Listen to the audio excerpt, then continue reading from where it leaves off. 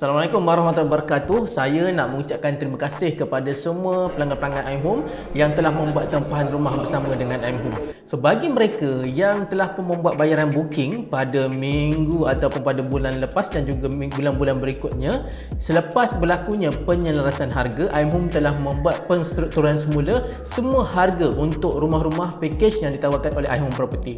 So, jadi saya nak maklumkan peringatan kepada semua mana-mana yang telah membuat booking sebelum ini, tarikh akhir untuk anda membuat pengesahan tempahan iaitu untuk anda confirmkan dan juga untuk menandatangani agreement perjanjian rumah bersama dengan iHome adalah pada hari Jumaat ini 10 Mei 2024.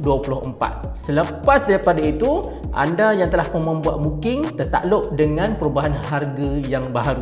So, jadi kami masih lagi hold booking anda sebelum ini. Buat keputusan segera, beritahu kepada konsultan jualan iHome sebelum tarikh akhir iaitu pada 10 Mei hari Jumaat ini. Okay? Jadi yang dah buat booking, jangan lupa cepat-cepat contact balik konsultan jualan iHome untuk buat pengesahan, confirmkan, sign dulu agreement selewat-lewatnya pada hari Jumaat nanti. Terima kasih sekali lagi, terus menyokong kami di iHome Property. Assalamualaikum warahmatullahi wabarakatuh.